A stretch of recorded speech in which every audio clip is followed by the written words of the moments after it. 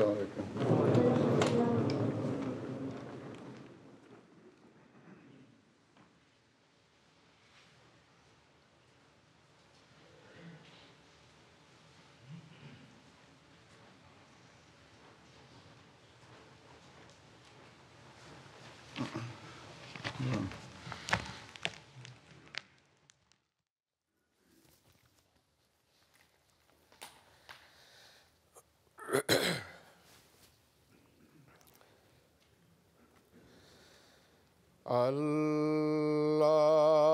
اللہ اکبر. اللہ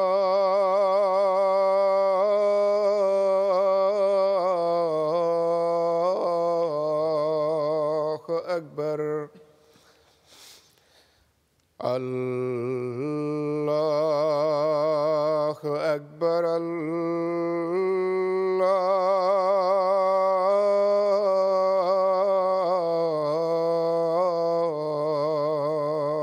اکبر.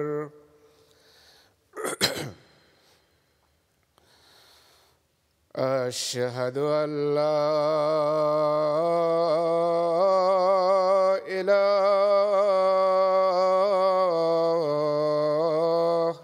الا اللہ.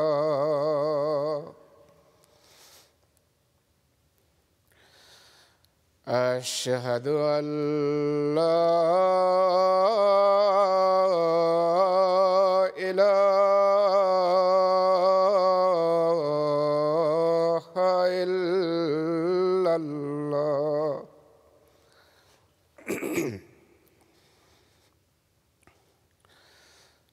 اشہد ان محمدا رسول اللہ.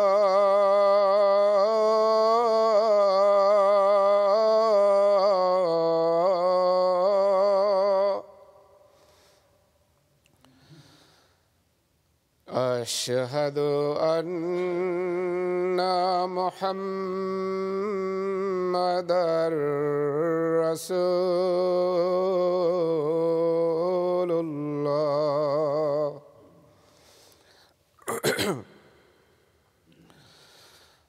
حی علی الصلاۃ.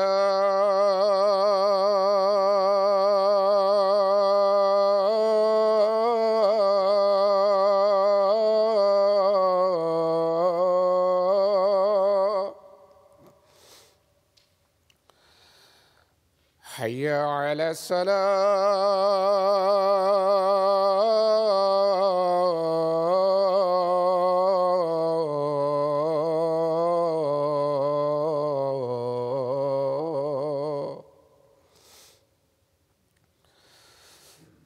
حی علی الفلاح.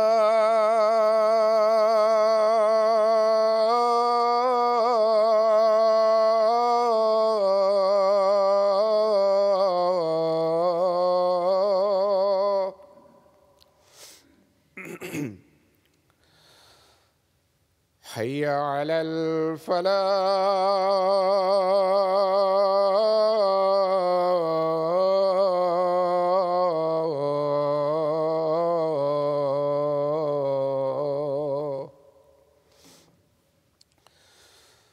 اللہ اکبر. اللہ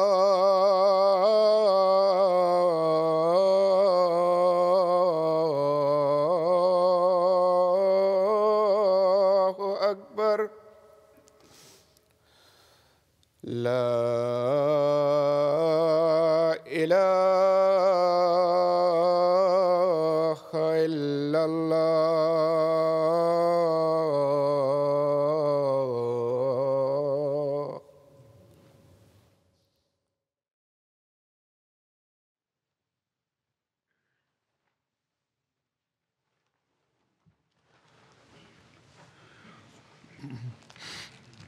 السلام علیکم ورحمۃ اللہ.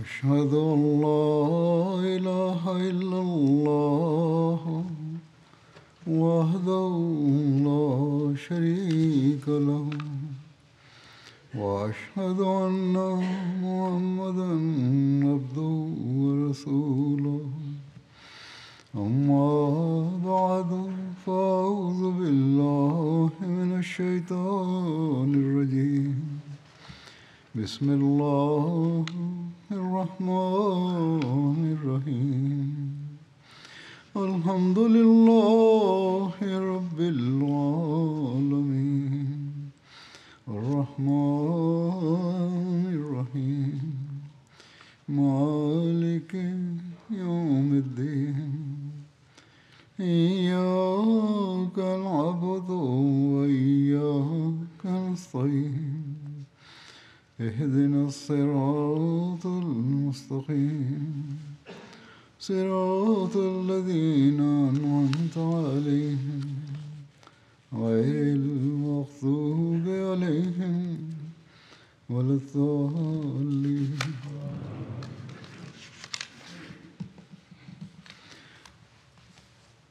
پرسوں 23 مارچ ہے.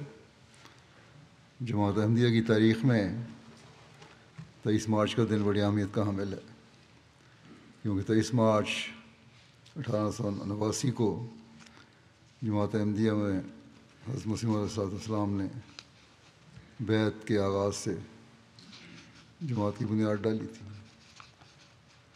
آپ کی بعثت عین اللہ تعالیٰ کے وعدے کے مطابق اور حضرت صلی اللہ علیہ وسلم کی پیشگوئیوں کے مطابق تھی. اس وقت اسلام کی کشتی بڑی ڈاواں ڈول تھی. گو اب بھی مذہبی لحاظ سے مسلمانوں کی حالت نہ گفتہ یہی ہے، بلکہ سیاسی اور دنیاوی لحاظ سے بھی بہت بری حالت ہے، باوجود اس کے کہ بہت سے مسلمان ممالک دولت سے مالا مال ہیں، تیل کی دولت ہے ان کے پاس، لیکن ان کی جو اہمیت ہے، جو وقار ہے، وہ بالکل ضائع ہو چکا. بہرحال اس وقت جب حضرت مسیح موعود علیہ السلام نے بیعت لی، اس وقت اسلام کی جو حالت تھی اس پر آپ کا دل خون کے آنسو ہوتا تھا. بڑا درد تھا آپ کے دل میں.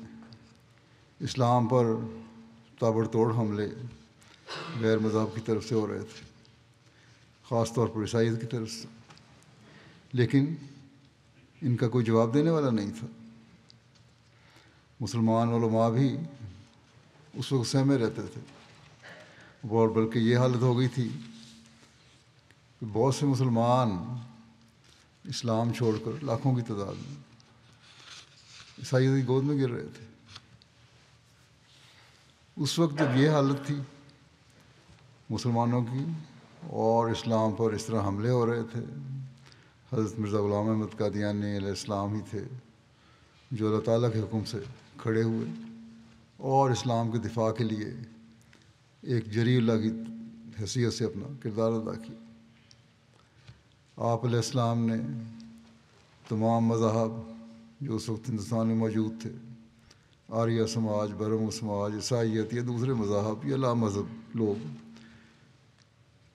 جو بھی اس وقت اسلام اور بانی اسلام صلی اللہ علیہ وسلم پر تحریروں اور تقریروں کے ذریعے سے خوفناک حملے کر رہے تھے، ان کے جواب میں آپ نے بیعت لینے سے پہلے ہی اس درج کی وجہ سے ایک معرکۃ الآراء کتاب لکھی، بلکہ کتب لکھی جو براہین احمدیہ کے نام سے معروف ہیں اور بڑی مشہور ہیں. شروع میں 4 جلدیں تھیں.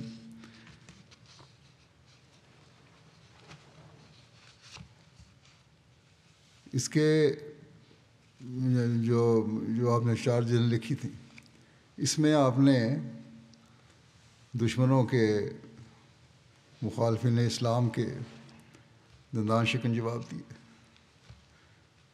یہ کتابیں جو آپ نے لکھیں، اس کا پہلا حصہ 1880 میں، پھر 1882 میں، پھر 1884 میں لکھا، اور آپ نے اس میں قرآن کریم کے کلام الہی ہونے اور بے نظیر کتاب ہونے اور حضرت صلی اللہ علیہ وسلم کے سچے اور صادق اور آخری نبی ہونے کے ناقابل تردید دلائل بیان فرمائے. اور آپ نے ساتھ یہ بھی فرمایا کہ میں جو دلائل دے رہا ہوں، جو ان دلائل کو رد کرے گا اس کے لیے چیلنج. بلکہ آپ نے یہاں تک فرمایا کہ اس کا تیسرا حصہ یا چوتھا حصہ یا پانچواں حصہ بھی کوئی دلیل دے دے جو میں دلائل دے رہا ہوں ان کو رد کرنے کے لیے، تو میں 10,000 روپے انعام دوں گا، جو اس زمانے میں بہت بڑی رقم تھی. بہرحال جب آپ نے اعلان کیا اور اس طرح کتابیں شائع کیں تو اس وقت پھر مسلمانوں کو کچھ حوصلہ ہوا کہ ہاں، اسلام ایک مضبوط مذہب ہے اور آخری مذہب ہے، اور ہمیں کوئی ضرورت نہیں فکر کرنے کی اور ڈرنے کی لوگوں سے. اور اس وقت آپ کی لوگوں نے بڑی تعریف کی، اس زمانے کے علماء نے بھی. حضرت مسیح علیہ السلام کی اسلام کی اس خدمت کی وجہ سے بعض لوگوں نے آپ سے یہ بھی کہا کہ آپ ہم سے بیعت لیں، لیکن آپ کو کیونکہ اللہ تعالیٰ کا حکم نہیں تھا اس لیے آپ نے اس وقت بیعت نہیں لی. اور جب حکم اللہ کا ہوا تو پھر آپ نے بیعت لی، اور یوں مخلصین کی جماعت کا آغاز ہوا. اور پھر بعد میں آپ کو اللہ تعالیٰ نے یہ بھی فرمایا کہ یہ بھی اعلان کر دو کہ تم مسیح موعود اور مہدی موعود ہو. اور اس سے پہلے بیعت سے پہلے آپ نے اعلان شائع فرمایا تھا 1 دسمبر 1888 میں تبلیغ کے نام سے. اس میں آپ نے فرمایا کہ میں اس جگہ ایک اور پیغام بھی خلق اللہ کو عموماً اور اپنے بھائی مسلمانوں کو خصوصاً پہنچاتا ہوں کہ مجھے حکم دیا گیا ہے کہ جو لوگ حق کے طالب ہیں وہ سچائی، ایمان اور سچی ایمانی پاکیزگی اور محبت مولا کا راز سیکھنے کے لیے اور گندی زیت سے اور کاہلانہ اور غدارانہ زندگی چھوڑنے کے لیے مجھ سے بیعت کریں. بس جو لوگ اپنے نفسوں میں کسی قدر یہ طاقت پاتے ہیں انہیں لازم ہے کہ میری طرف آویں کہ میں ان کا غمخوار ہوں گا اور ان کا بار ہلکا کرنے کی کوشش کروں گا، اور خدا تعالیٰ میری دعا اور میری توجہ میں ان کے لیے برکت دے گا، بشرطے کہ وہ ربانی شرائط پر چلنے کے لیے بدل و جان تیار ہوں. یہ ربانی حکم ہے جو آج میں نے پہنچا دیا ہے. اس راہ میں عربی الہام یہ ہے: اذا عزمت فتوکل علی اللہ واصنع الفلک بأعیننا ووحینا الذین یبایعونک انما یبایعون اللہ ید اللہ فوق ایدیہم. یعنی جب تو نے اس خدمت کے لیے قصد کر لیا تو خدا تعالیٰ پر بھروسہ کر، اور یہ کشتی ہماری آنکھوں کے روبرو اور ہماری وحی سے بنا. جو لوگ تجھ سے بیعت کریں گے وہ تجھ سے نہیں بلکہ خدا سے بیعت کریں گے، خدا کا ہاتھ ہوگا جو ان کے ہاتھ پر ہوگا. اور پھر اللہ تعالیٰ نے نشانات بھی دکھائے، عرضی بھی سماوی بھی، جن میں آسمانی نشانوں میں ایک نشان کسوف و خسوف کا آسمانی نشان تھا، جس کے بارے میں حضرت صلی اللہ علیہ وسلم نے فرمایا تھا کہ میرے مہدی کی آمد کا یہ نشان ہے خاص، جو رمضان کے مہینے میں مقررہ تاریخوں پر لگنا تھا، اور جو 1894 میں مشرق میں اور 1895 میں مغرب میں لگا. اور بہت سارے سعید فطرت لوگوں نے اس نشان کو دیکھ کر آپ کو قبول کیا. ضمن یہاں یہ بھی عرض کر دوں کہ اس رمضان میں بھی چاند گرہن اور سوریہ گرہن، چاند گرہن لگ چکا ہے اور سوریہ گرہن لگنا ہے، اور انہی تاریخوں کو لگنا ہے، اور آئندہ بھی ہو سکتا ہے کہ لگتا رہے. لیکن جو چاند سورج گرہن حضرت مسیح علیہ السلام کے زمانے میں لگا اور آپ کے دعوے کے بعد لگا، اس کی اپنی اہمیت ہے۔ آپ نے خدا تعالیٰ سے ایک فرقان اور نشان مانگا تھا، اور پھر اللہ تعالیٰ نے نشان دکھلایا۔ بعض احمدی بھی اس دنوں میں چاند اور سورج گرہن جو لگ رہا ہے اسے نشان بتاتے ہیں، یہ اللہ تعالیٰ بہتر جانتا ہے۔ بہرحال اگر نشان سمجھنا بھی ہے تو یہ وہی ایک تسلسل ہے جو اب جاری ہے، جس کا دعویٰ 135-36 سال پہلے ہو چکا ہے۔ لیکن یہ وعدے کر دوں کہ آپ کے زمانے کا گرہن مشرق و مغرب میں لگا تھا، اور اس سال لگنے والا گرہن زیادہ تر مغرب میں لگ رہا ہے۔ اس لیے ہم اس زمانے کے گرہن کو اس وقت کے گرہن سے بہرحال کے برابر اہمیت نہیں دے سکتے، اور یہ لگ بھی تھوڑے حصے میں لگ رہا ہے، یعنی کہ چاند کا سورج کا 25-30% حصہ کور ہوگا۔ حضرت مسیح علیہ السلام کے زمانے میں تو 75 سے 100% تک حصہ یہ گرہن لگا تھا، بلکہ جب شروع ہوا تو حضرت مسیح علیہ السلام کو جب دکھایا گیا تو آپ نے فرمایا کہ ہم نے تو دیکھ لیا ہے، لیکن مخالفین اس کو دیکھ کر کوئی اثر نہیں لیں گے۔ لیکن پھر آہستہ آہستہ وہ بڑھنا شروع ہوا اور سورج گرہن لگ گیا۔ تو بہرحال ضمن میں نے یہ ذکر کر دیا ہے۔ آپ نے 12 جنوری 1889 کو پھر تکمیل تبلیغ کے نام سے ایک اعلان شائع فرمایا، اور اس میں 10 شرائط بیعت رکھیں۔ جیسا کہ ہم جانتے ہیں کہ جماعت احمدیہ میں 10 شرائط بیعت ہیں۔ ایک احمدی ہونے کے لیے ان پر عمل کرنا اور ان کو بدل و جان قبول کرنا ضروری ہے، جس میں آپ نے یہی ہدایت فرمائی کہ شرک سے تا زندگی اجتناب کروں گا۔ بیعت کرنے والے کو یہ عہد کرے وہ جھوٹ اور زنا اور بد نظری اور فسق و فجور اور ظلم اور خیانت اور فساد اور بغاوت کے طریقوں سے بچتا رہوں گا۔ انسانی جوشوں کے وقت ان کا مغلوب نہیں ہوں گا، جیسا بھی جذبہ پیش آئے۔ پھر یہ بھی آپ نے فرمایا کہ نمازوں کی طرف پوری توجہ دوں گا، اور اللہ اور رسول کے حکموں کے مطابق حد الوسع ان کو سنوار کر پڑھنے کی کوشش کروں گا، تہجد پڑھنے کی کوشش کروں گا، گناہوں کی معافی مانگوں گا، استغفار کروں گا، کوئی ایسا جوش نہیں دکھاؤں گا جس سے بنی نوع انسان کو تکلیف، ناجائز تکلیف پہنچے، نہ زبان سے نہ ہاتھ سے، اور ہر حالت میں میں خدا تعالیٰ کی وفاداری رکھوں گا، اور جو اللہ تعالیٰ کی رضا ہوگی اس پر راضی رہوں گا۔ پھر یہ بھی کہ قرآن کریم کی حکومت اپنے اوپر وارد کروں گا، یعنی قرآن کریم کے ہر حکم پر عمل کرنے کی کوشش کروں گا، اور ان کو تلاش کر کے ان پر عمل کروں گا، اور جن سے اللہ تعالیٰ نے روکا ہے ان سے رکوں گا، اور یہ میرا دستور العمل ہوگا کہ اللہ اور اس کے رسول کی باتوں پر عمل کروں۔ پھر عاجزی ہے، پھر اوطنی ہے، مسکینی ہے، حلیمی ہے، اس کو اختیار کروں گا، اور تکبر اور نخوت سے بچوں گا، اور دین کی عزت اور ہمدردی جو ہے وہ اپنے مال جان سے زیادہ عزیز رکھوں گا۔ بنی نوع انسان کو ہمیشہ فائدہ پہنچانے کی کوشش کروں گا، جتنی میری صلاحیتیں ہیں، جتنی طاقت ہے۔ پھر یہ بھی کہ حضرت مسیح علیہ السلام سے جو بیعت کا اقرار کیا ہے اس کو مرتے دم تک قائم رکھوں گا، اور آپ کی ہر معروف بات کی پیروی کروں گا، یعنی جو بھی شریعت کے مطابق آپ حکم دے رہے ہیں، اور شریعت کے بغیر تو آپ حکم دے بھی نہیں سکتے، ان کی ہمیشہ پابندی کروں گا، کیونکہ آپ تو آئے ہی آمد صلی اللہ علیہ وسلم کے دین کو پھیلانے کے لیے تھے۔ اور ایسا تعلق رکھوں گا کہ حضرت مسیح علیہ السلام سے ایسا تعلق رکھوں گا جو کسی دنیاوی رشتے میں نہیں پایا جاتا۔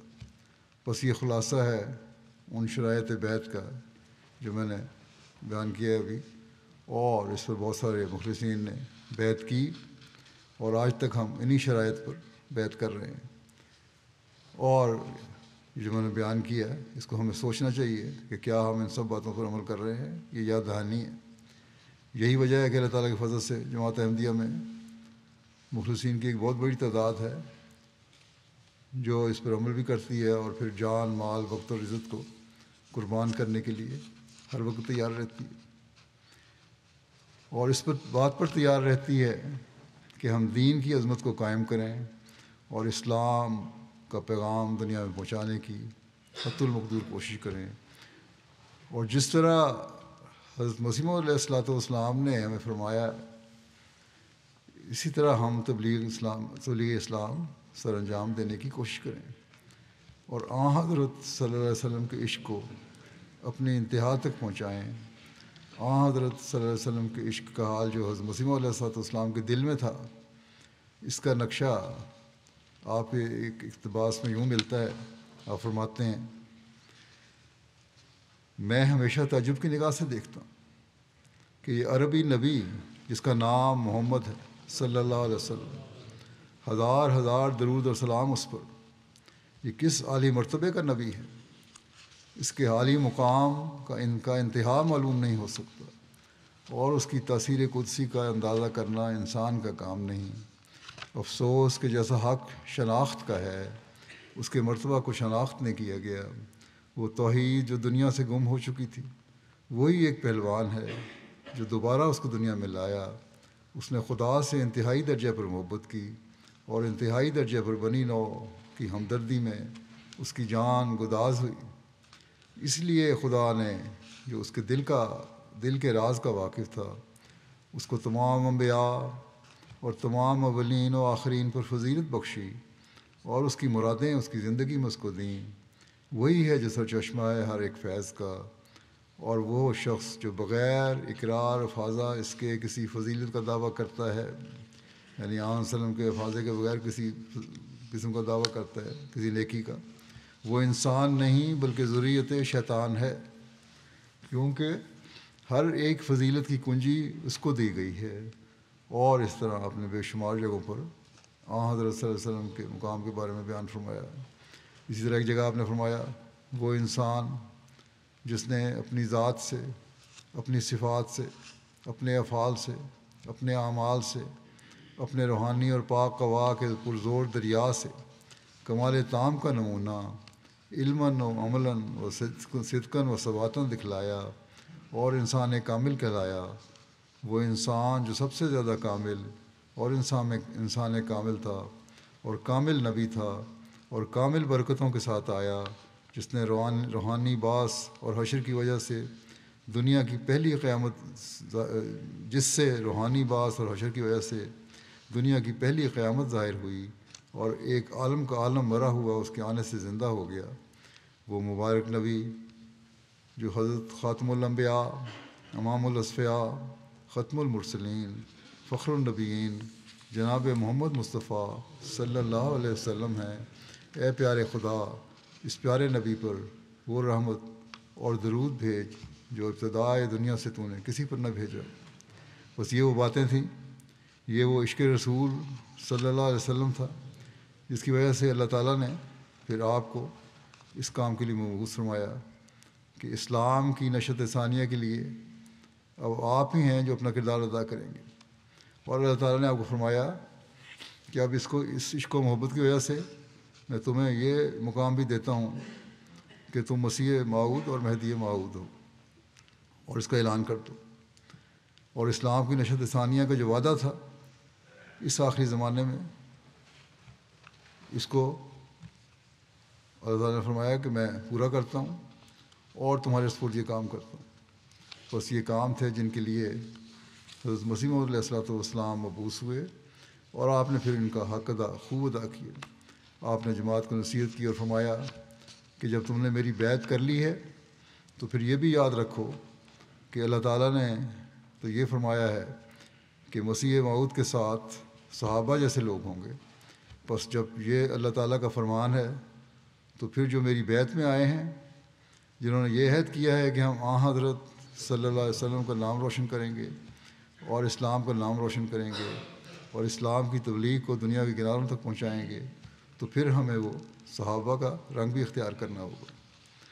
آپ فرماتے ہیں اس کی تفصیل میں ایک جگہ کہ ہمارے ہادی اکمل کے صحابہ نے اپنے خدا اور رسول کے لیے کیا کیا جانثاریاں کی، جلا وطن ہوئے، ظلم اٹھائے، طرح طرح کے مصائب برداشت کیے، جانیں دیں، لیکن صدق و صفا کے ساتھ قدم مارتے گئے بس وہ کیا بات تھی کہ جس نے انہیں ایسا جانثار بنا دیا؟ وہ سچی الہی محبت کا جوش تھا جس کی شعاع ان کے دل میں پڑ چکی تھی۔ اسی لیے خواہ کسی نبی کے ساتھ مقابلہ کر لیا جائے، آپ کی تعلیم تزکیہ نفس اپنے پیراؤں کو دنیا سے متنفر کرا دینا، شجاعت کے ساتھ صداقت کے لیے خون بہا دینا، ان کی نظیر کہیں نہیں ملتی۔ یہ ایسا وفا کا ایک جذبہ تھا جو انہوں نے دکھایا کہ ہمیں اس کی مثال کوئی نہیں ملتی۔ آپ فرماتے ہیں یہ مقام حضرت صلی اللہ علیہ وسلم کے صحابہ کا ہے، اور ان میں جو باہمی الفت اور محبت تھی، اس کا نقشہ قرآن کریم نے 2 فکروں میں بیان فرما دیا ہے کہ وَأَلَّفَ بَيْنَ قُلُوبِهِمْ لَوْ أَنفَقْتَ مَا فِي الْأَرْضِ جَمِيعًا مَا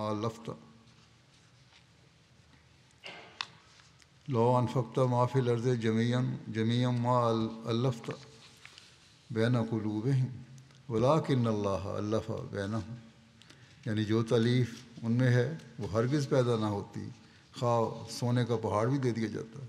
یہ محبت اور پیار جو اللہ تعالیٰ نے ہم نے پیدا کیا، اگر تم بے شمار مال بھی خرچ کر دیتے تھے تو وہ محبت اور پیار پیدا نہ کر سکتے۔ بس یہ اللہ تعالیٰ کا پیدا کیا ہوا محبت اور پیار ہے، اس لیے کہ ان میں اخلاص تھا، وفا تھی، اور وہ حضرت صلی اللہ علیہ وسلم اور اسلام کی خاطر اپنی جان نثار کرنے پر تیار تھے۔ آپ فرماتے ہیں کہ اب ایک اور جماعت مسیح موعود کی ہے جس نے اپنے اندر صحابہ کا رنگ پیدا کرنا ہے۔ بس یہ نمونہ ہمارے سامنے قائم فرمایا آپ نے کہ اس نمونے پر چلتے ہوئے مسیح موعود کی اگر بیعت کی ہے تو مسیح موعود نے تو پھر حضرت صلی اللہ علیہ وسلم کے مشن کو پورا کرنے کے لیے آنا تھا۔ اس لیے آپ نے فرمایا کہ یہ جماعت جو ہے اس نے صحابہ کا رنگ پیدا کرنا ہے۔ صحابہ کی تو وہ پاک جماعت تھی جس کی تعریف میں قرآن شریف بھرا پڑا ہے۔ آپ فرماتے ہیں کیا آپ لوگ ایسے ہیں؟ پوچھ رہے ہیں ہم سے کیا ہم ایسے ہیں؟ فرمایا کہ جب خدا کہتا ہے کہ مسیح کے ساتھ وہ لوگ ہوں گے جو صحابہ کے دوش بدوش ہوں گے۔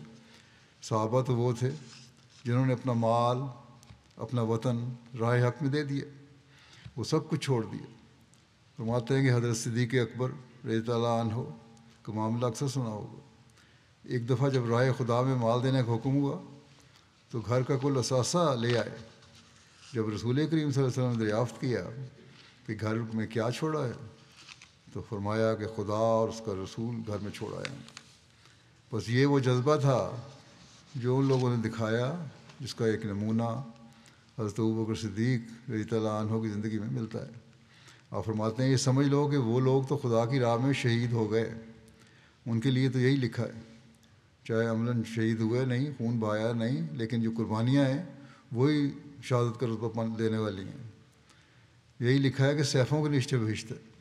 وہ تیار تھے ہر وقت تلواروں کے نیچے، لیکن ہمارے لیے تو اتنی سختی نہیں، کیونکہ یدع الحرب ہمارے لیے آیا ہے، یعنی مہدی کے وقت میں لڑائی نہیں ہوگی، جنگیں نہیں ہوں گی۔ بس ہمارے لیے تو جو قربانی کا تھوڑا بہت اللہ تعالیٰ نے موقع دیا ہے، اس سے ہمیں فائدہ اٹھانا چاہیے، اور اس کے لیے اپنی جان، مال، وقت قربان کرنے کا جو عہد ہے اس کو پورا کرنا چاہیے۔ اور عہد بیعت میں جو ہم نے حضرت مسیح موعود علیہ السلام سے سب سے زیادہ محبت کروں گا کا اظہار کیا ہے، کیونکہ وہ حضرت صلی اللہ علیہ وسلم کے نمائندے ہیں، تو پھر اس کا اظہار بھی ہمیں، اس پر عمل بھی ہمیں کرنا ہوگا۔ پھر آپ نے جماعت کو بہت ساری نصائح فرمائی ہیں۔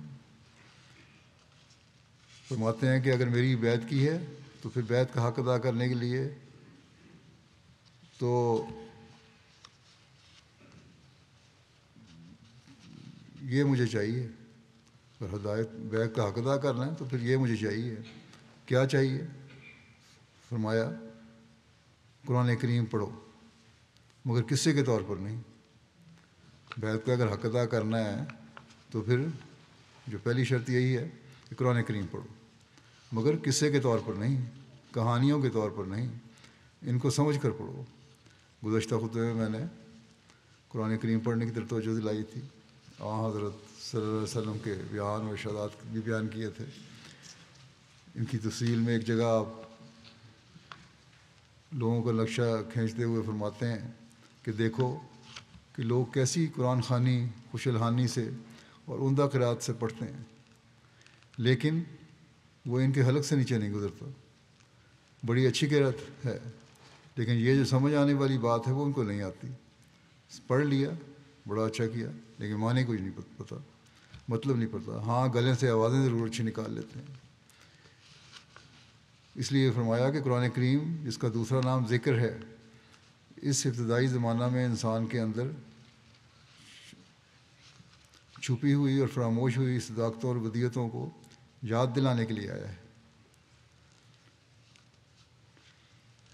صداقتوں کو یاد دلانے کے لیے قرآن شریف آیا ہے ہر زمانے میں، اس زمانے میں بھی اور اس زمانے میں بھی۔ اللہ تعالیٰ کے اس وعدہ واسقہ کی روح سے اس زمانے میں بھی آسمان سے ایک معلم آیا ہے کہ انا لہو لحافظون، معلم آیا ہے، اور خود اللہ تعالیٰ فرماتا ہے قرآن کریم میں انا لہو لحافظون، اور جو آخرین منہم لما یہلکوا بہم کا مصداق اور موعود ہے، وہ وہی ہے جو تمہارے درمیان بول رہا ہے۔ پھر آپ فرماتے ہیں کہ میں پھر رسول کریم صلی اللہ علیہ وسلم کی پیش گوئی کی طرف عود کر کے آتا ہوں کہ آپ نے اس زمانے ہی کی بابت خبر دی تھی کہ لوگ قرآن کو پڑھیں گے لیکن وہ ان کے حلق سے نیچے نہیں اترے گا۔ اب ہمارے مخالف فرمایا ہمارے مخالف نہیں اللہ تعالیٰ کے وعدوں کی قدر نہ کرنے والے، صرف ہمارے مخالف نہیں بلکہ اللہ تعالیٰ کے وعدوں کی قدر نہیں کرنے والے، بلکہ وہ لوگ جو بالکل ہی انکار کر رہے ہیں اللہ تعالیٰ کے وعدوں کا اور رسول اللہ صلی اللہ علیہ وسلم کی باتوں پر دھیان نہ دینے والے ہیں۔ یہ لوگ دعوے کرتے ہیں اور کہ ہمیں قرآن آتا ہے لیکن عمل کوئی نہیں۔ فرمایا افسوس تو یہ ہے کہ اگر کوئی ناصح مشفق بن کر سمجھانا چاہے تو سمجھنے کی کوشش نہیں کرتے، اگر نصیحت کرنے والا، ان سے شفقت کرنے والا، ان کا خیال رکھنے والا سمجھانا چاہے تو سمجھنے کی کوشش نہیں کرتے۔ آپ نے فرمایا کہ بے شک کوشش اگر نہیں کرنی تو نہ کریں، مگر اتنا تو کریں کہ اس کی بات ہی ذرا سن لیں، مخالفت ہی بلا وجہ نہ کرتے چلے جائیں۔ آپ فرماتے ہیں لیکن کیوں سنیں؟ یہ تو مجبوری ہے ان کی کہ وہ سن بھی نہیں سکتے، کیونکہ گوشش انوا بھی تو رکھیں، سننے کی طاقت بھی تو ہو، ان کے کان بھی تو ہوں سننے والے، تبھی سن سکتے ہیں۔ صبر اور حسن ظن سے کام لیں۔ اللہ تعالیٰ تو یہی فرماتا ہے کہ صبر اور حسن ظن سے کام لو، لیکن یہ تو اس سے کام لینا ہی نہیں چاہتے، یہ تو صرف مخالفت کرنا چاہتے ہیں۔ فرمایا کہ خدا تعالیٰ کا فضل کے ساتھ زمین کی طرف توجہ نہ خدا تعالیٰ فضل کے ساتھ زمین کی طرف توجہ نہ کرتا تو اسلام بھی اس زمانے میں مثل دوسرے مذہبوں کے مردہ اور ایک قصہ کہانی سمجھا جاتا۔ فرمایا کہ کوئی مردہ مذہب کسی دوسرے کو زندگی نہیں دے سکتا، لیکن اسلام اس وقت زندگی دینے کو تیار ہے، لیکن چونکہ یہ سنت اللہ ہے کہ خدا تعالیٰ کا کوئی کام بغیر اسباب کے نہیں، خدا تعالیٰ کوئی کام بغیر اسباب کے نہیں کرتا۔ ہاں یہ امر جدا ہے کہ وہ اسباب ہم کو دکھائی دیں یا نہ دیں، بہرحال اللہ تعالیٰ ذریعہ استعمال کرتا ہے، چاہے وہ نظر آئیں یا نہ آئیں۔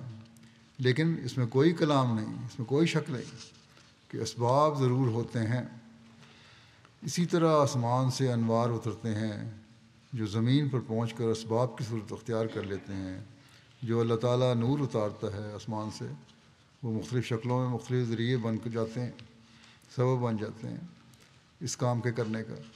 فرمایا کہ جب اللہ تعالیٰ نے حضرت صلی اللہ علیہ وسلم کے زمانے کو تاریکی اور گمراہی میں مبتلا پایا اور ہر طرف سے ضلالت اور ظلمت کی گھنگور گھٹا دنیا پر چھا گئی، اس وقت اس تاریکی کو دور کرنے اور ضلالت کو ہدایت اور سعادت میں تبدیل کرنے کے لیے ایک سراج منیر فاران کی چوٹیوں پر چمکا، یعنی حضرت صلی اللہ علیہ وسلم مبعوث ہوئے۔ تو فرمایا کہ میں تو اب اس زمانے میں اس لیے آیا ہوں کہ وہ نور جو چمکا تھا، اس نور کو ایک زمانے کے گزرنے اور علماء کے عمل نے، لوگوں کے عمل نے، مسلمانوں کے عمل نے ماند کرنے کی کوشش کی ہے۔ وہ ماند تو کبھی نہیں ہوا، ہاں نظروں سے اوجھل ہو گیا ہے۔ اللہ تعالیٰ نے مجھے اس لیے بھیجا ہے کہ دنیا کو بتاؤں کہ نور تو ابھی چمک رہا ہے، اس کو کس طرح دیکھنا ہے۔ وہ تم دیکھو، میری آنکھ سے دیکھو، مجھے اللہ تعالیٰ نے اس کا ذریعہ بنایا ہے۔ آپ نے فرمایا اور میں اللہ تعالیٰ کی طرف سے ہوں، چاہے تو مجھے قبول کرو چاہے نہ کرو، یہ تمہاری مرضی ہے۔ اور اس میں کوئی شک نہیں کہ میں اللہ تعالیٰ کی طرف سے ہوں، اور مجھے اس پر کامل یقین ہے، اور میرے ماننے والوں کو بھی اس پر کامل یقین ہے۔ مجھے اللہ تعالیٰ نے حضرت صلی اللہ علیہ وسلم کی غلامی میں اس زمانے میں بھیجا ہے۔ آپ نے فرمایا اسلام کی مخالفت کے دور میں خدا تعالیٰ کی طرف سے جو سلسلہ قائم کیا جائے گا وہ مسیح موعود کا ہی سلسلہ ہوگا۔ ان کا توڑ کرنے کے لیے اور اسلام کی نشت ثانیہ کے لیے جو سلسلہ قائم ہوگا وہ مسیح موعود کا سلسلہ ہوگا۔ اس لیے حدیث میں مسیح موعود کا نام خدا تعالیٰ نے اپنے نبی صلی اللہ علیہ وسلم کی معرفت کاثر صلیب رکھا ہے، کیونکہ یہ سچی بات ہے کہ ہر ایک مجدد فتنہ موجودہ کی اصلاح کے لیے آتا ہے۔ اب اس وقت خدا کے لیے سوچو تو کیا معلوم نہ ہوگا کہ صلیبی نجات کی تائید میں قلم اور زبان سے وہ کام لیا گیا ہے کہ اگر صفات عالم کو ٹٹولا جائے تو باطل پرستی کی تائید میں یہ اور زمانہ یہ سرگرمی اور زمانہ میں ثابت نہ ہوگی، کسی دوسرے زمانے میں ثابت نہیں ہوتی۔ اور جب کہ صلیبی فتنہ کے حامیوں کی تحریریں اپنی انتہا کو پہنچ چکی، ہر طرف عیسائیت کا زور ہے، اس زمانے میں تھا بہت زیادہ، جیسا کہ پہلے ہی میں نے بیان کیا ہے کہ عیسائیت کی تبلیغ دنیا میں ہر جگہ پھیل رہی تھی، اور مسلمان بھی عیسائیوں کی گود میں جا رہے تھے۔ پہلے کبھی اتنی شدت سے اس طرح یہ تبلیغ نہیں ہوئی تھی جس طرح اس وقت ہو رہی تھی۔ تو اس کے رد کے لیے مسیح موعود کو اللہ تعالیٰ نے بھیجا۔ آپ فرماتے ہیں کہ توحید حقیقی اور نبی کریم صلی اللہ علیہ وسلم کی عفت، عزت اور حقانیت اور کتاب اللہ کے من جانب اللہ ہونے پر ظلم اور زور کی راہ سے حملے کیے گئے ہیں۔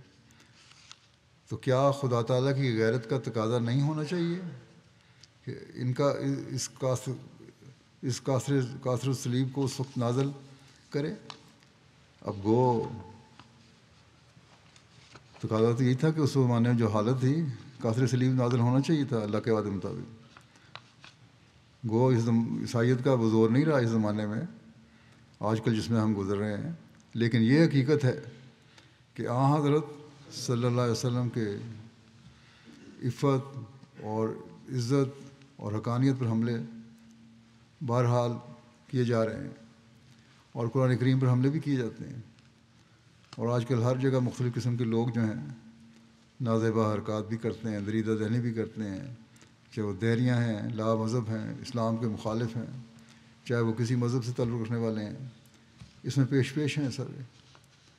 اور آج بھی یہ مسیح موعود کی جماعت کا ہی کام ہے کہ ان لوگوں کا سر کچلیں، ان کے مدلل جواب دیں، اور حضرت صلی اللہ علیہ وسلم کی عزت اور عفت اور حقانیت کو دنیا پر ظاہر کریں، اور قرآن کریم کی حفاظت کا بھرپور کردار ادا کریں۔ آپ فرماتے ہیں کیا خدا تعالیٰ اپنے وعدہ انا نحن نزلنا الذکر و انا لہ لحافظون کو بھول گیا؟ یقیناً یاد رکھو کہ خدا کے وعدے سچے ہیں۔ اللہ نے وعدہ فرمایا کہ میں نے قرآن کریم اتارا اور میں اس کی حفاظت کروں گا۔ اللہ تعالیٰ وعدے کا سچا ہے، اس نے اپنے وعدے کے موافق دنیا میں ایک نذیر بھیجا ہے۔ دنیا نے اس کو قبول نہ کیا، اور خدا تعالیٰ اس کو ضرور قبول کرے گا اور بڑے زور آور حملوں سے اس کی سچائی کو ظاہر کرے گا۔ میں تمہیں سچ سچ کہتا ہوں کہ میں خدا تعالیٰ کے وعدے کے موافق مسیح موعود ہو کر آیا ہوں، چاہو تو قبول کرو چاہو تو رد کرو، مگر تمہارے رد کرنے سے کچھ نہ ہوگا۔ خدا تعالیٰ نے جو ارادہ فرمایا ہے وہ ہو کر رہے گا، کیونکہ خدا تعالیٰ نے ابراہیم احمدیہ میں پہلے ہی فرما دیا ہے کہ صدق اللہ و رسولہ وکان وعدن مفعولا، کہ جو اللہ تعالیٰ اور اس کے رسول نے سچ کہا تھا وہ سچ کہا تھا اور یہ وعدہ پورا ہونا ہی تھا۔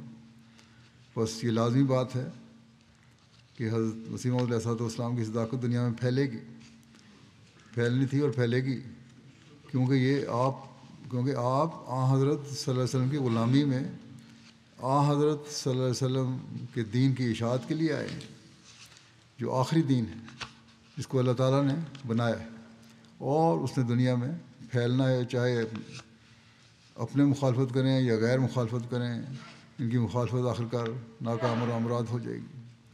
اور فرماتے ہیں کہ تم کہتے ہو کہ کیوں آیا، اپنے بہت سارے مسلمان اعتراض کرتے ہیں، اور فرماتے ہیں کہ تم خود ہی بتاؤ کہ مسلمانوں کے جو اعمال تھے وہ اس کا تقاضا نہیں کرتے کہ کوئی مسلح ہونا چاہیے۔ مولوی بڑا شور مچاتے ہیں کیوں آیا، اپنے اعمال تو دیکھو، خود ہی تقاضا کر رہے ہیں اعمال تمہارے۔ چنانچہ اس کی تفصیل میں ایک جگہ آپ نے فرمایا کہ اگر مسلمان کہلانے والوں کے اعمال صالحہ ہیں تو ان کے پھر پاک نتائج کیوں نہیں پیدا ہوتے؟ آپ نے فرمایا کہ یہ لوگ سمجھتے نہیں اور کہتے ہیں کہ ہمیں کون سی بات اسلام کے خلاف ہے، ہم لا الہ الا اللہ کہتے ہیں، نمازیں بھی پڑھتے ہیں، روزے کے دنوں میں روزے بھی رکھتے ہیں، زکوٰۃ بھی دیتے ہیں، مگر آپ نے فرمایا کہ میں کہتا ہوں کہ ان کے تمام اعمال صالحہ کے رنگ میں نہیں ہیں، بلکہ محض ایک پوسٹ کی طرح ایک شیل ہے جس میں مغز نہیں ہے، ورنہ اگر یہ اعمال صالحہ ہیں تو پھر اس کے نتائج کیوں پیدا نہیں ہوتے؟ اللہ تعالیٰ کا تو وعدہ ہے کہ میں صالح اعمال کے نتائج پیدا کرتا ہوں، تو یہ کیوں نہیں ہو رہا؟ کیا مسلمانوں کی حالت جو ناگفتہ بے حالت ہے اس زمانے میں یہ ظاہر نہیں کرتی، یہ بتاتی نہیں کہ کچھ نہ کچھ کمزوریاں ہیں، کچھ نہ کچھ کمیاں ہیں، کوئی نہ کوئی سکم ہے جس کی وجہ سے اللہ تعالیٰ کے وعدے پورے نہیں ہو رہے؟ آپ فرماتے ہیں کہ اعمال صالح تو تب ہو سکتے ہیں کہ وہ ہر قسم کے فساد اور ملاوٹ سے پاک ہوں، لیکن ان میں یہ باتیں کہاں ہیں؟ دعوے تو کر رہے ہیں، ہم نمازیں پڑھتے ہیں، روزے رکھتے ہیں، لیکن یہ تقویٰ تو کوئی نہیں ہے۔ خود ہی جائزہ لے لیں، اپنا تو معلوم آ جائے گا کہ یہ باتیں ہیں، ان میں موجود برائیاں موجود ہیں ان میں۔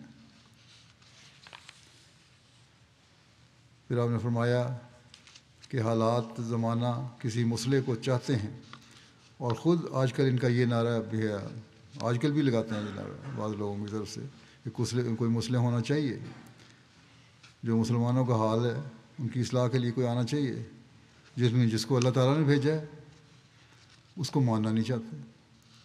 آپ نے فرمایا ایک جگہ کہ یہ عیسائی جس طرح حملے کر رہے ہیں، یا غیر مذاہب والے حملے کر رہے ہیں، یا دہریہ حملے کر رہے ہیں، اور مسلمان خود ان کے حملوں کی زد میں آ رہے ہیں، خود دین سے ہٹ رہے ہیں، اس بات کا تقاضا کرتے ہیں کہ کوئی مسلح ہو جو ان کو صحیح راستے پر چلائے، اور وہ مسلح اللہ تعالیٰ نے اس زمانے میں مجھے بنا کر بھیجا ہے۔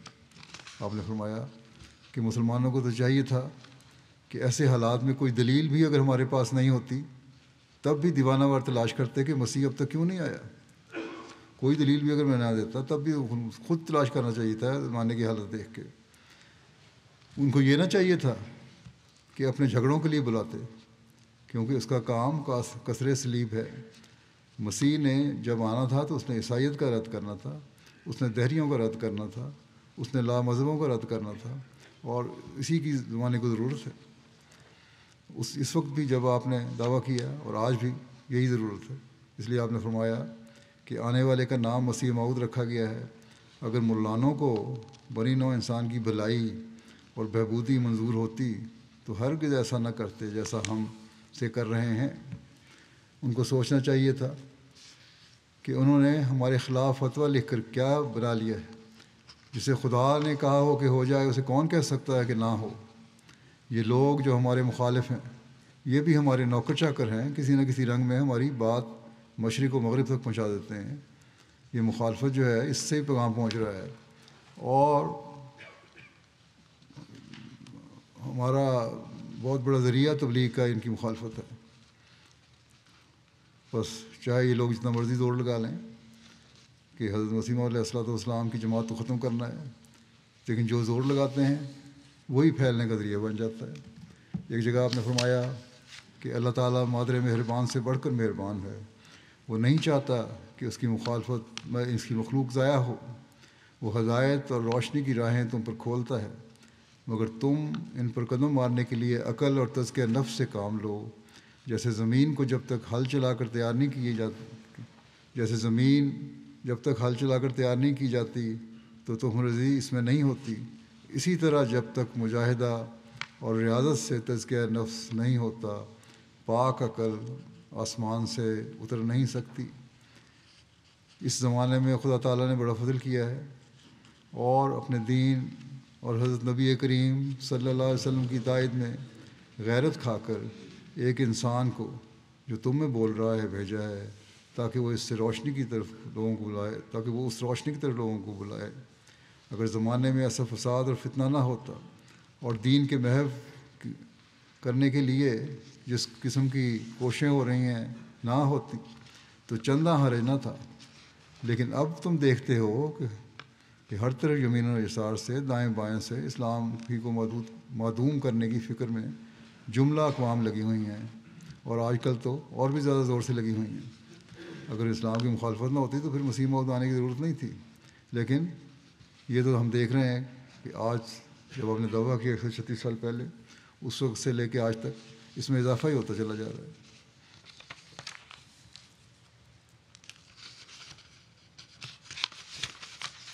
آپ نے ایک جگہ فرمایا کہ مجھے تم لوگ کہتے ہو، یعنی مخالفین کہتے ہیں کہ دکانداری بنائیے، میری کوئی دکانداری نہیں ہے۔ مسیح موعود کا کام تو دین کا پھیلانا ہے اور دینی کاروبار ہے۔ ہاں، اگر کوئی کاروبار کا نام دینا ہی ہے تو یہ کاروبار دین کا کاروبار ہے۔ آپ نے فرمایا کہ اگر تم میرے سے حقیقت پوچھتے ہو تو پھر سمجھ لو کہ ہم دنیا داری کے لحاظ سے مصر مردہ کے ہیں، ہماری مثال تو مردوں جیسی ہے دنیاوی کاروبار کے لحاظ سے۔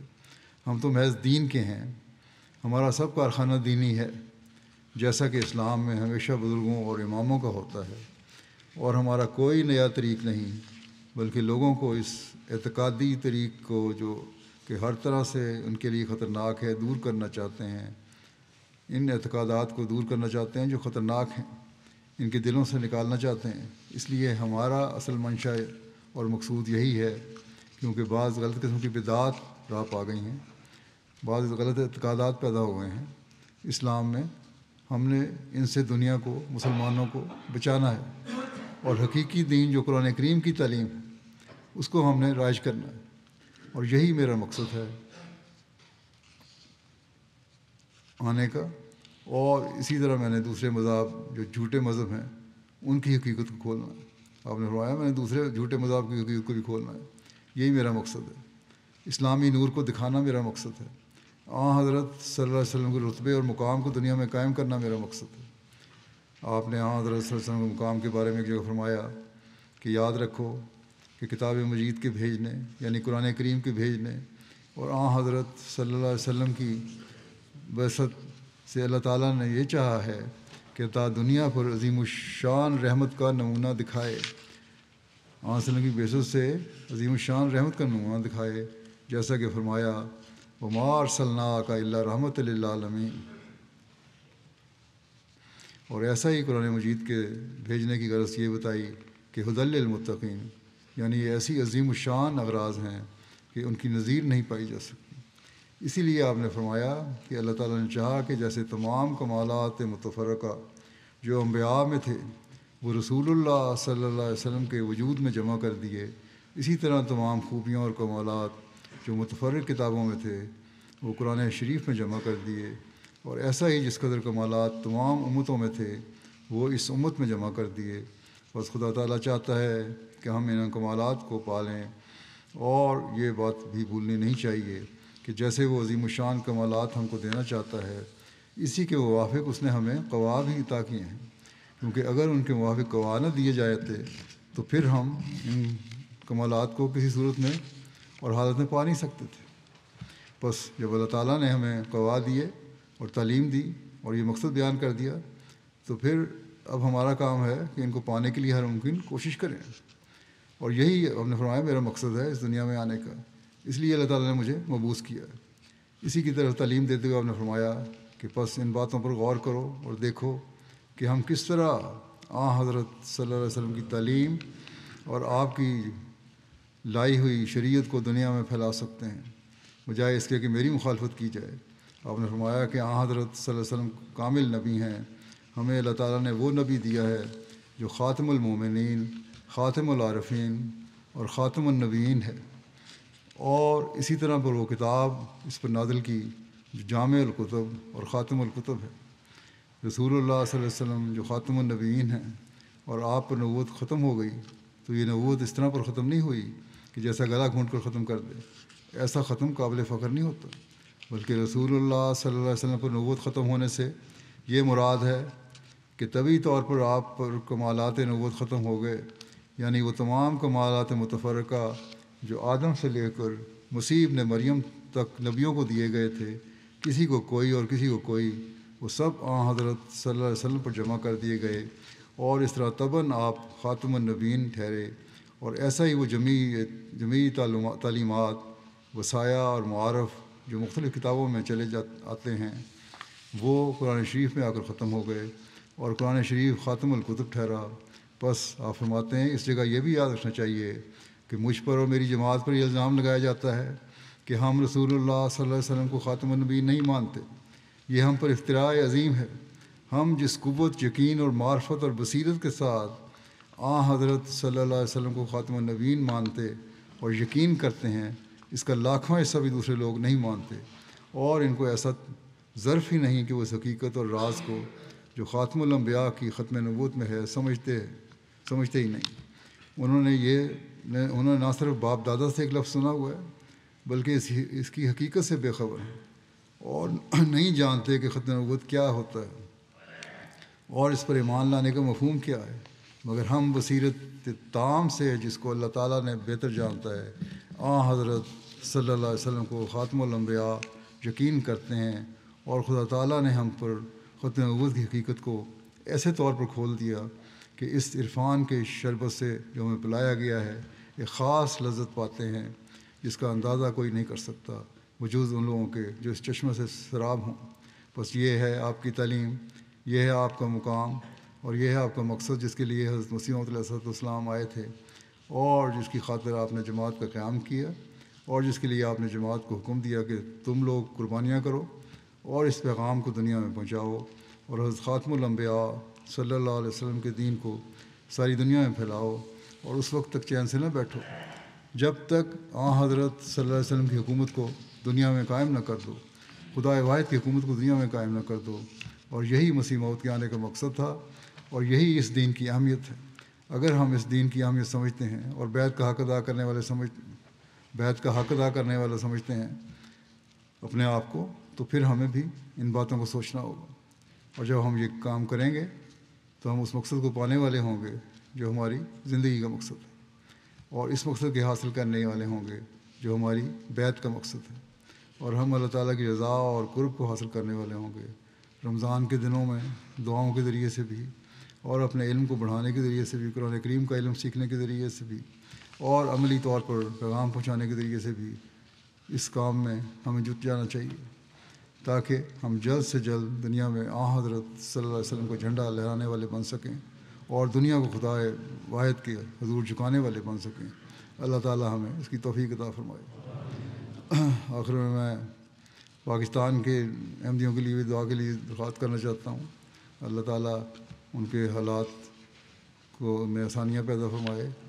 آج کل مخالفین پورا زور لگا رہے ہیں، ہر طرح تکلیفیں پہنچانے کی کوشش کر رہے ہیں، کبھی مسجد کے میناروں کے نام پہ، کبھی محرابوں کے نام پہ، کبھی نماز پڑھنے کے وجہ سے جو بھی بہانہ ہیلا ان کو ملتا ہے، اس سے ان کا مقصد یہی ہے کہ نقصان پہنچایا جائے احمدیوں کو۔ اللہ تعالیٰ ان سب کی حفاظت کرے۔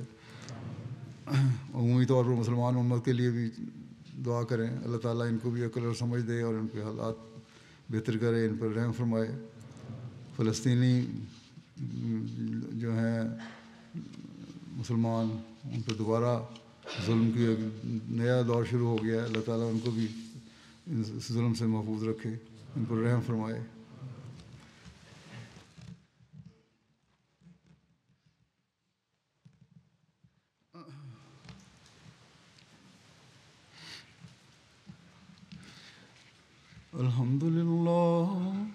الحمد لله نحمده ونستعينه ونستغفره ونؤمن به ونتوكل عليه ونعوذ بالله من شرور أنفسنا ومن سيئات أعمالنا من يهده الله فلا مضل له ومن يضلل فلا هادي له ونشهد أن لا إله إلا الله ونشهد أن محمدا عبده ورسوله عباد الله رحمكم الله إن الله يأمر بالعدل والإحسان وإيتاء ذي القربى وينهى عن الفحشاء والمنكر والبغي يعظكم لعلكم تذكرون اذكروا الله يذكركم وادعوه يستجب لكم ولذكر الله أكبر